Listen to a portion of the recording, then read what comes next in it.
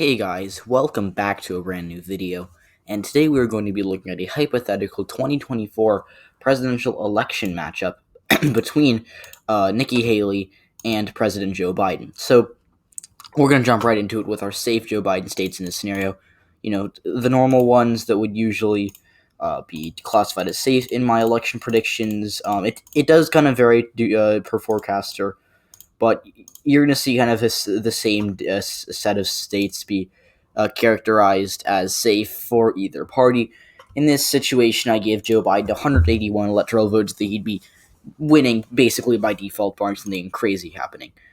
Nikki Haley, she has her electoral votes that she'd win safe. Most of these are self-explanatory. There are a couple that I'll take a look at here because there are some more questionable calls I'm going to make, but so we're not going to be very safe. But yeah, so uh, yeah, there'd be 106 safe electoral votes for Nikki Haley. Some of these are close. Like Montana, I think could fall between 12 in lower than 12%, but I just wouldn't bet on it right now. Could it happen? Absolutely. Would I bet on it? No, which is why I'm gonna put it in the safe column. Missouri is close to. Missouri could be safe. I just think that Haley really wouldn't do as well as Trump in the rural areas, and I think that could kind of make her margin in Missouri decrease a little bit. Plus, Trump barely only won by a safe margin, so I think that with Haley being a weaker candidate for the region, it could fall, to maybe a 10 or 11 point victory for the Republican Party, similar to what Romney did in 2012. And then her home state of South Carolina is close. I almost put it as likely, but I think that her being the governor of the state and being pretty popular there, I think that would help her out. And, there'd be a lot of energy for her in the state. So I think that she'd win it by maybe 14 or 15%, just barely above the threshold for a safe margin. Now, moving on to our likely states for Joe Biden. I think Colorado, New Mexico would be likely. Colorado is really close to being safe. I think it could be safe. It really varies. We don't have any polling, but I can bet that Biden would probably be ahead by a lot in polling, and I think Haley wouldn't really focus on it. That being said, I think that Trump performed really poorly in Denver suburbs, so there's good reason to expect a very small reversion that can maybe swing the state a little bit to the right, but still not really anything that would make the state anywhere near competitive. In Mexico, I think Biden would actually improve. Him being the incumbent would help him with Hispanics in the South, as well as the oil industry. He made some bad comments in the second and final presidential debate about the oil industry. He said he wanted to transition away from fracking.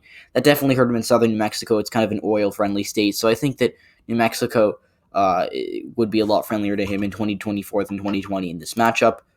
Plus, Nikki Haley is just not really like a populist the way Trump was or branded himself as, so I think that would help Biden.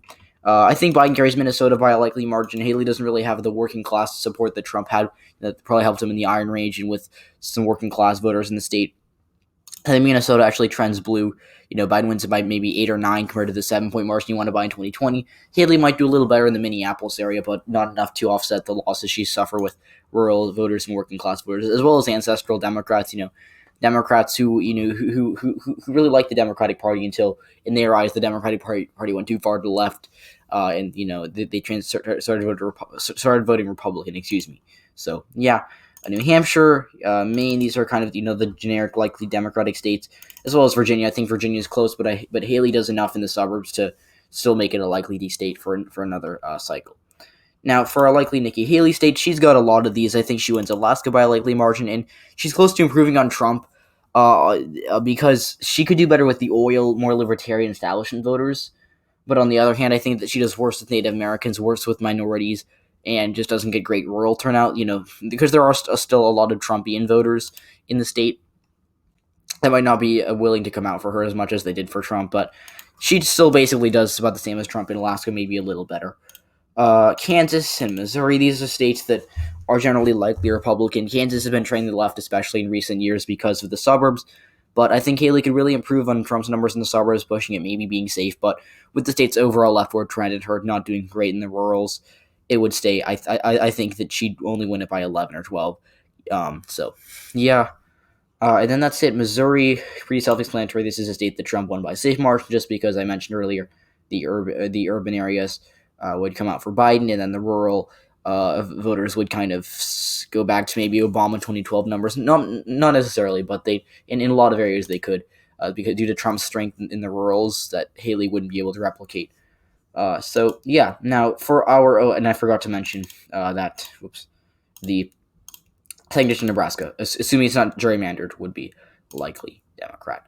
So now getting into our competitive states, Joe Biden, I think he wins Nevada by a likely margin. This is a state where it's very hard to analyze politically because it really comes down to how well the Democrats do in Clark and Washoe. The rest of the state is pretty much irrelevant because 9 out of every 10 Nevadans live in one of these two counties. So it really doesn't matter how well Haley does in the more rural counties of the state. You know, your Elko, your White Pine, your Pershing. I could go on for hours and hours. I love Nevada politics. So it really doesn't matter how well she does there. But what does matter is whether she can make inroads in Washoe, which I think she can. I think that she can improve with these more suburban voters in Washoe relative to Trump. But I think that she does worse with Hispanics and working class voters in Clark County. So for that reason, I think that she loses it by a similar margin as Trump, maybe a little worse. I think she also loses the Rust Belt, and this hands Biden the election. I'm pretty sure right here. Yeah, so she doesn't do enough. First of all, she loses a lot of support with working class voters. That costs her it in itself. And she makes a couple inroads in suburbs of Detroit, suburbs of Philadelphia, but it's not enough, especially with all things considered, because generally speaking, the suburbs are trending to the left overall. Haley could maybe make a few inroads with suburban voters, but we still have to remember that there is a trend going on here, and it's not only a Trump thing. The trend's been going on before Trump. The suburbs of 2018 without Trump on the ballot are significantly bluer than the suburbs 10 years prior, despite 2008 being a really good national environment for Democrats. So, yeah. Now, that being said, Haley makes a few inroads in the suburbs, maybe. Is it enough to win her the election, win her the Rust Belt?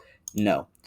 Georgia is another state that I think would be lean for Biden. I mean, Georgia, Joe Biden won it by a tilt margin in 2020. Raphael Warnock won the Senate race by basically on the cusp of a lean margin with the state's overall leftward trend. I do think that blue Georgia is a thing of the future, and I think it's pretty much set in stone at this point.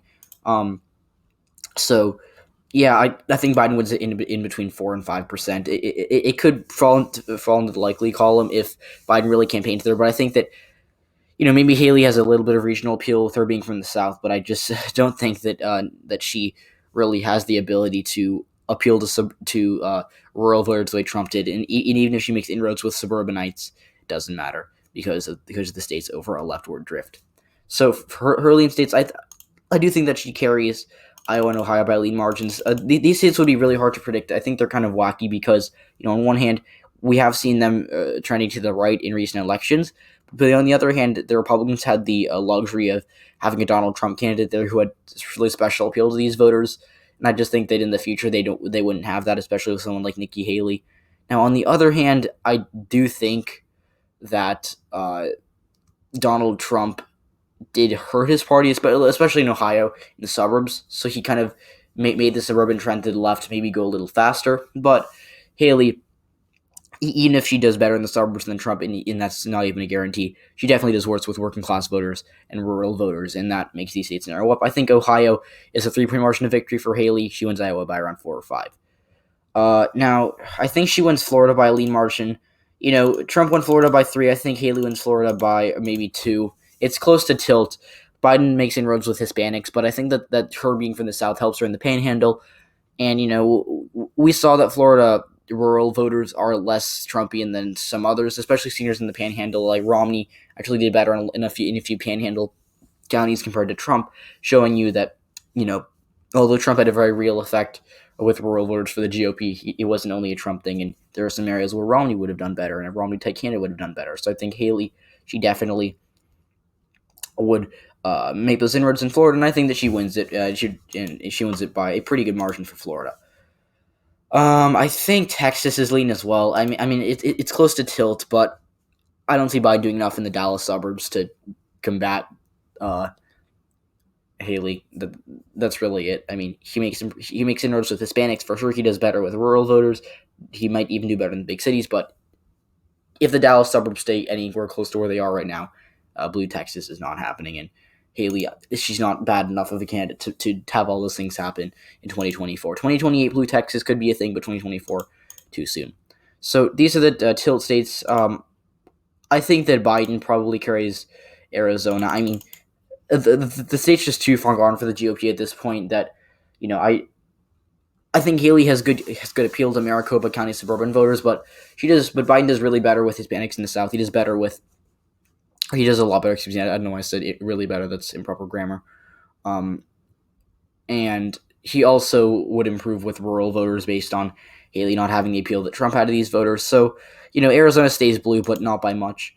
In North Carolina, I'm really on the fence about that, but I'm going to give it to Haley because she, in fact, has appealed to these voters because her being from South Carolina. Excuse me, I don't know why I can't talk. I'm actually filming this at 10 o'clock at night, and I probably should be starting to go to bed, but whatever. Maybe I'm just tired. Whatever. But I think that North Carolina goes for Nikki Haley because of her regional appeal and because she can make enough inners and suburbs to keep the state red. Is the state drifting blue for right now? Yeah. Is Haley a bad enough candidate for the state to make it go blue in 2024? Probably not. Could it happen? Yes, it's a tilt state, but I wouldn't bet on it. And I know I say that a lot. I actually like if you had to make a t, I'm definitely not making merch anytime soon. But if you had to make a T-shirt that was related to my channel that had a quote in it, it would probably be something like I wouldn't bet on it, or New Hampshire Senate is leading Republican. No, I'm kidding. Don't do that. I don't want to be wrong on that. But North Carolina, in his prediction, staying red.